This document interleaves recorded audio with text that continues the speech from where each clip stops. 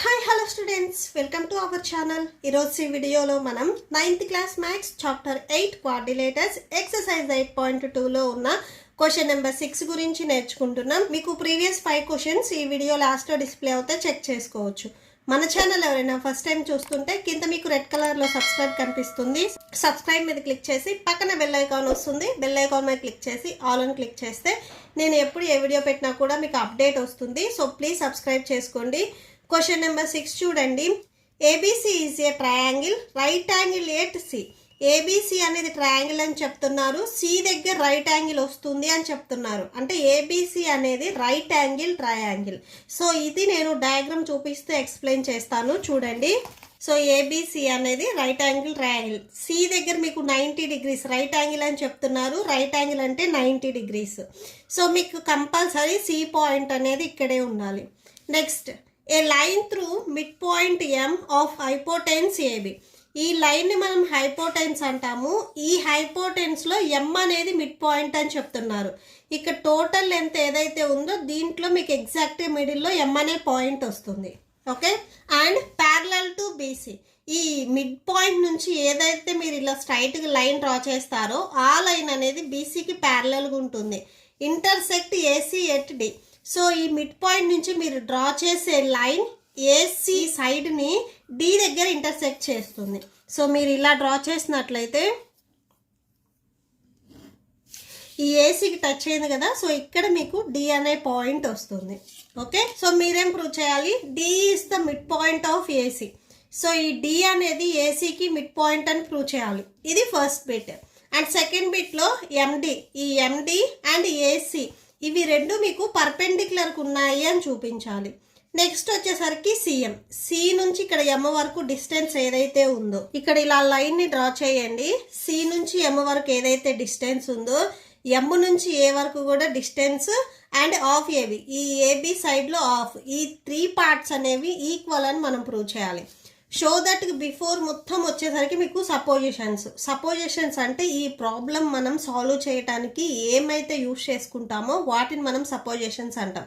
Show that after ఉన్నవి మీరు prove చేయాల్సినవి. ఇక్కడ ఉన్న 3 కండిషన్స్ మీరు ప్రూవ్ చేయాలి. ఓకే, సొల్యూషన్ చూసే ముందు రీసెంట్గా నాకు చాలా కామెంట్స్ వచ్చాయి. ఓన్లీ టెక్స్ట్ బుక్లో ఉన్న ఎక్సర్సైజెస్ కాకుండా ఎగ్జామ్లో ఇంకా ఎక్కువ మార్క్స్ స్కోర్ చేయడానికి ఎక్స్ట్రా ఇంకా ప్రాబ్లమ్స్ చెప్పమని చాలామంది నన్ను అడిగారు. నేను చాలా బుక్స్ రిఫర్ చేసిన తర్వాత ఒస్వాల్ బుక్స్ క్వశ్చన్ బ్యాంక్స్ బాగున్నాయి అనిపించింది. ఈ క్వశ్చన్ బ్యాంక్స్ ఏంటంటే ఈ చాప్టర్స్ మీకు ప్రీవియస్ క్లాసెస్లో ఇచ్చినట్లయితే సో వాటిని మళ్ళీ మీకు రీకాల్ చేసుకోవడానికి ఈజీగా రివిజన్ నోట్స్ అనేది ఇచ్చారు. సో దట్ మీరు ఈజీగా రీకాల్ చేసుకోవచ్చు. ఈ టోటల్ చాప్టర్ అనేది మీకు ఈజీగా అర్థం కావడానికి ఇక్కడ ఫ్లో చార్ట్ కూడా ఇచ్చారు. సో ఫ్లో చార్ట్ ఏంటంటే మీకు ఈ చాప్టర్ అనేది ఈజీగా అర్థం కావడానికి యూజ్ అవుతుంది. అండ్ ఎక్సర్సైజ్లో ఉన్న క్వశ్చన్స్తో పాటుగా very short answer type questions, short answer type questions and long answer type questions ఇవి ఇచ్చారు. సో దట్ మీకు ఈ క్వశ్చన్ అనేది ఎన్ని మార్క్స్కి అడగవచ్చు అనేది కూడా ఒక ఐడియా ఉంటుంది. సో ఈచ్ అండ్ ఎవ్రీ చాప్టర్కి వీళ్ళు ఇదే ప్యాటర్న్ ఫాలో అయ్యారు. మీరు ఈ చాప్టర్లో అబ్జర్వ్ చేసినట్లయితే ఎక్సర్సైజ్ 8.2లో మనం ఎక్కువగా కాన్వర్స్ ఆఫ్ మిడ్ పాయింట్ థీరంని యూజ్ చేశాము. So mid point theorem statements అనేవి చాలా important. So mid point theorem statement ఏంటిది, converse of mid point theorem statement ఏంటిది అనేది కూడా ఇక్కడ ఇచ్చారు. సో ఎగ్జామ్స్లో ఎక్కువ మార్క్స్ స్కోర్ చేయడానికి సో మీకు ఈ బుక్స్ అనేవి యూజ్ అవుతాయి. సో ఈ బుక్స్ మీకు అమెజాన్లో అవైలబుల్లో ఉన్నాయి. మీరు ఎవరైనా బై చేయాలి అనుకుంటే నేను డిస్క్రిప్షన్లో లింక్ ఇస్తాను. త్రూ లింక్ మీరు ఈజీగా బై చేయొచ్చు. సో సొల్యూషన్ ఫస్ట్, మీకు షో దట్ బిఫోర్ వరకు ఏవైతే మీకు సపోజిషన్స్ ఇచ్చారో అంటే ఈ ప్రాబ్లమ్ సాల్వ్ చేయడానికి మీరు ఏవైతే యూజ్ చేసుకోవచ్చో వాటిని మీరు రాసేసుకోండి. ఏబిసి అనేది ట్రయాంగిల్ అని చెప్తున్నారు, సి దగ్గర రైట్ యాంగిల్ అన్నారు. సో ఇవన్నీ మీకు క్వశ్చన్లో ఇచ్చారు. ఓకే, సో అది రాసేసుకోండి. సి వచ్చేసరికి మీకు రైట్ యాంగిల్ అని చెప్తున్నారు. సో సి దగ్గర యాంగిల్ కంపల్సరీ 90 డిగ్రీస్ ఉంటుంది. ఓకే, సో ఈ సి దగ్గర ఈ టోటల్ ట్రయాంగిల్లో మనం సి దగ్గర యాంగిల్ చెప్తున్నాము. సో యాంగిల్ ఏసిపి, మీరు ఎక్కడైతే యాంగిల్ చెప్తున్నారో ఆ ఆల్ఫాబెట్ అనేది మీకు మిడిల్లో రావాలి. సో యాంగిల్ సి 90 డిగ్రీస్ అన్నా, యాంగిల్ ఏసిబి ఈ యాంగిల్ 90 డిగ్రీస్ అన్నా మొత్తం ఒకటే. ఓకే, సో ఇంకొకటి ఏం చెప్తున్నారు, ఎం అనేది మిడ్ పాయింట్ అని చెప్తున్నారు. సో ఈ ఏబి సైడ్కి ఎం అనేది మిడ్ పాయింట్ అని చెప్తున్నారు. ఇక్కడ 2 లైన్స్ మీకు ప్యారలల్గా ఉన్నాయి. సో ఎండి అండ్ బీసీ ఈ 2 సైడ్స్ అనేవి మీకు ప్యారలల్గా ఉన్నాయి. సో ఇక్కడ వరకు మీకు క్వశ్చన్లో ఇచ్చారు. ఫస్ట్ బిట్లో మనం డి అనేది మిడ్ పాయింట్ అని ప్రూవ్ చేయాలి. ఈ ఏసీ సైడ్కి బి అనేది మిడ్ పాయింట్ అని ప్రూవ్ చేయాలి. ఫస్ట్ చూడండి, సో ఇక్కడ to prove D is the mid point of AC. Okay, so ఈ ఫస్ట్ వన్కి మనం ప్రూఫ్ చూస్తున్నాము. ఫస్ట్ ట్రయాంగిల్ చూడండి, ఇన్ ట్రయాంగిల్ ఏబిసి. సో ఈ ట్రయాంగిల్ ఏబిసిలో ఎం అనేది మిడ్ పాయింట్. సో ఇది మీకు క్వశ్చన్లో ఇచ్చారు కదా, M is the mid point. So ఏ సైడ్కి ఎం అనేది mid point, AB. Okay, so mid point of AB. ఈ సైడ్కి ఎం అనేది mid point. So mid point నుంచి మనం ఏదైతే ప్యారలల్ లైన్ గీసామో ఈ లైన్ అండ్ ఈ లైన్కి మీకు సేమ్ ఇదే స్ట్రైట్గా ఉన్న లైన్, ఈ 2 లైన్స్ అనేవి మీకు ప్యారలల్ అవుతాయి. సో అంటే MD parallel to BC. Okay, so ఇవన్నీ మీకు క్వశ్చన్లో ఇచ్చింది. మిడ్ పాయింట్ థీరం ఏంటంటే 2 మిడ్ పాయింట్స్ నుంచి ఏదైతే లైన్ డ్రా చేశారో ఆ లైన్, సో ఈ 2 మిడ్ పాయింట్స్కి టచ్ అవ్వకుండా ఏదైతే మీకు ఆపోజిట్లో ఉందో ఆ సైడ్ ఈ 2 వచ్చేసరికి మీకు ప్యారలల్గా ఉంటాయి. Converse of mid point theorem ఏంటంటే ఏవైతే మీకు 2 లైన్స్ ప్యారలల్గా ఉన్నాయో, సో ఇక్కడ ఏవైతే పాయింట్స్ ఉన్నాయో వీటిని మనం మిడ్ పాయింట్స్ అంటాము. ఓకే, సో ఎం అనేది మిడ్ పాయింట్ అండ్ డి అనేది మిడ్ పాయింట్. సో ఎం అనేది మిడ్ పాయింట్ అని ఆల్రెడీ వాళ్ళు క్వశ్చన్లో ఇచ్చారు కాబట్టి by converse of mid point theorem నుంచి డి అనేది మీకు మిడ్ పాయింట్ అవుతుంది. సో ఈ డి ఏసీ సైడ్ ఉంది కాబట్టి D is the mid point of AC అని రాసుకుంటాము. ఓకే, సో ఇక్కడ రాసుకోండి, by converse of midpoint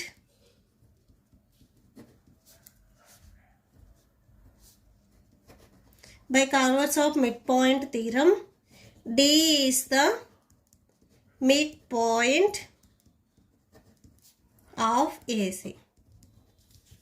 okay, so D అనేది మిడ్ పాయింట్ కాబట్టి so AD equal to DC. So ఈ మిడ్ పాయింట్ అనేది మీకు ఈ సైడ్కి మీకు ఎగ్జాక్ట్ మిడిల్లో ఉంది కాబట్టి ఇక్కడ నుంచి డిస్టెన్స్ ఇక్కడ వరకు ఎంత అయితే ఉందో ఇక్కడ నుంచి డిస్టెన్స్ కూడా సేమ్ ఉంటుంది. అంటే ఏ నుంచి డి వరకు ఎంత డిస్టెన్స్ ఉందో డి నుంచి సి వరకు కూడా సేమ్ డిస్టెన్స్ ఉంటుంది. Okay, so AD equal to DC అని రాసుకోండి. AD equal to DC. దీనికి మీరు ఈక్వేషన్ నెంబర్ 1 ఇవ్వండి. ఫస్ట్ పాయింట్లో డి అనేది మీరు మిడ్ పాయింట్ అని చెప్పాలి. సో ఇక్కడ వరకు ప్రూవ్ చేసాము. సో ఫస్ట్ పాయింట్ అనేది కంప్లీట్ అయింది. ఓకే, ఈ కండిషన్ వచ్చేసరికి మనం ఇక్కడ థర్డ్ బిట్లో యూజ్ చేసుకుంటాము. సో ఇక్కడ రాసేసుకోండి. ఓకే, నెక్స్ట్ మనం సెకండ్ వన్ అది ప్రూవ్ చేద్దాము. సెకండ్ వన్ ఎండి ఈ సైడ్ అండ్ ఏసీ. సో ఈ సైడ్ ఇవి రెండు మీకు పర్పెండిక్యులర్ ఉన్నాయని చెప్తున్నారు. సో పర్పెండిక్యులర్ కంటే ఇక్కడ ఉండే యాంగిల్స్ అనేవి మనం 90 degrees ఉంటాయి అని ప్రూవ్ చేస్తే సరిపోతుంది. ఓకే, సో ఈ యాంగిల్ కానీ ఈ యాంగిల్ కానీ ఏదో ఒక 1 యాంగిల్ అనేది 90 degrees ఉంటుంది అని ప్రూవ్ చేస్తే సరిపోతుంది. ఓకే, సో సెకండ్ వన్కి మీరు ప్రూఫ్ చూడండి. సెకండ్ వన్లో ఎండి పర్పెండిక్యులర్ టు ఏసీ. సో ఈ ఎండి అండ్ ఏసీ 2 లైన్స్ మనం పర్పెండిక్యులర్ ఉన్నాయి అనేది ప్రూవ్ చేస్తున్నాము. సో దీనికి మీరు ప్రూఫ్ చూడండి. ఇక్కడ చూడండి, ఈ ఎండి అండ్ బీసీ ఈ 2 లైన్స్ ప్యారలల్ అని మీకు క్వశ్చన్లోనే ఇచ్చారు. So MD parallel to BC. So అది రాసేసుకోండి, ఎండి ప్యారలల్ టు బీసీ. అండ్ ఇక్కడ మీరు అబ్జర్వ్ చేసినట్లయితే ఈ ఏసీ లైన్ అనేది ట్రాన్స్వర్సల్ అవుతుంది. AC is transversal.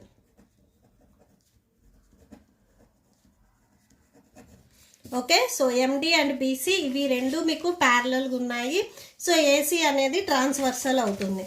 సో మీకు ఇలా ఉండి ఇలా లైన్ వస్తే ట్రాన్స్వర్సల్ అయినట్లు. సో ఇక్కడ మీరు అబ్జర్వ్ చేసినట్లయితే సో ఇక్కడ లైన్స్ మీరు ఎక్స్టెండ్ చేసుకున్నట్లయితే సో ఈ లైన్ ఇలా వస్తుంది. సో ఇది ట్రాన్స్వర్సల్ అవుతుంది. ఓకే, సో మీకు సేమ్ ఎగ్జాక్ట్గా చూడండి, ఈ 2 లైన్స్ మీకు ప్యారలల్ అవుతాయి, ఇది ట్రాన్స్వర్సల్ అవుతుంది. సో ఇక్కడ యాంగిల్స్ చూడండి, ఈ యాంగిల్ అండ్ ఈ యాంగిల్, ఈ 2 యాంగిల్స్ మీకు కరెస్పాండింగ్ యాంగిల్స్ అవుతాయి. ఓకే, సో ఈ యాంగిల్ అండ్ ఈ angle. Okay, so corresponding angles ఏమవుతాయి, ఈక్వల్ అవుతాయి. ఓకే, సో అంటే angle ACB equal to angle ATM. So ఈ 2 యాంగిల్స్ అనేవి మీకు ఈక్వల్ అవుతాయి. ఎందుకు ఈక్వల్ అవుతాయి అంటే corresponding angles are equal. Okay, so ఇక్కడ ఉండే యాంగిల్ ఇక్కడ ఉండే యాంగిల్ ఈ 2 యాంగిల్స్ మీకు కరెస్పాండింగ్ యాంగిల్స్ అవుతాయి. సో ఇక్కడ రాసుకోండి, angle ACB equal to angle ADM. ఈ 2 యాంగిల్స్ ఎలా ఈక్వల్ అయ్యాయి అంటే corresponding angles. Corresponding angles are equal. Okay, next angle ACB. So మీకు ఇది స్టార్టింగ్లో నేను చెప్పాను చూడండి, యాంగిల్ ఏసిబి 90 డిగ్రీస్. ఈ యాంగిల్ 90 డిగ్రీస్ ఉంటుంది. ఓకే, ఎందుకంటే సి దగ్గర మీకు రైట్ యాంగిల్ అని చెప్తున్నారు, యాంగిల్ ఏసిబి 90 డిగ్రీస్ అని మనం స్టార్టింగ్లోనే రాసుకున్నాము. సో ఈ యాంగిల్ 90 డిగ్రీస్ ఉంటే ఈ 2 యాంగిల్స్ ఈక్వల్ కాబట్టి ఈ యాంగిల్ కూడా మీకు 90 డిగ్రీస్ ఉంటుంది. Angle ATM equal to 90 degrees. Okay, so ఈ యాంగిల్ మీకు 90 డిగ్రీస్ ఉంది అంటే ఇక్కడ పర్పెండిక్యులర్ లైన్ వచ్చినట్లే. ఓకే, సో అంటే ఎండి పర్పెండిక్యులర్ టు ఏసి. సో ఈ 2 లైన్స్ అనేవి మీకు పర్పెండిక్యులర్ అవుతాయి. సో ఎండి పర్పెండిక్యులర్ టు ఏసి. ఇక్కడ ఉన్న 2 యాంగిల్స్లో ఏదో ఒక యాంగిల్ 90 అని ప్రూవ్ చేస్తే సరిపోతుంది. ఈ యాంగిల్ 90 డిగ్రీస్ అని మనం ప్రూవ్ చేసాము. సో ఎండి పర్పెండిక్యులర్ టు ఏసి అవుతుంది. సో ఇక్కడ మీరు హాఫ్ సర్కిల్ వస్తుంది. ఈ యాంగిల్ 90 ఉంటే ఈ యాంగిల్ కూడా మీకు కంపల్సరీ 90 డిగ్రీస్ ఉంటుంది. ఓకే, నెక్స్ట్ థర్డ్ బిట్ చూడండి. థర్డ్ బిట్లో CM MA equal to 1/2 AB. ఈ 3 సైడ్స్ అనేవి మనం ఈక్వల్ అని ప్రూవ్ చేసుకోవాలి. ఓకే, సో థర్డ్ బిట్కి చూడండి. Third bit, to prove CM equal to MA equal to 1/2 AB. Okay, so దీనికి ప్రూఫ్ చూడండి థర్డ్ బిట్కి. సో ఫస్ట్ మనం ఇక్కడ 2 ట్రయాంగిల్స్ తీసుకుంటున్నాము, కాంగ్రిగెన్సీ అనేది ప్రూవ్ చేస్తాము. First triangle ADM, in triangle ADM and triangle CDM. ఒకసారి ట్రయాంగిల్స్ చూడండి, ట్రయాంగిల్ ఏడిఎం, ట్రయాంగిల్ సిడిఎం. ఈ 2 ట్రయాంగిల్స్ మనం తీసుకుంటున్నాము. సో మీరు ఇక్కడ రఫ్ డయాగ్రామ్ డ్రా చేసినట్లయితే ఇలా వస్తుంది,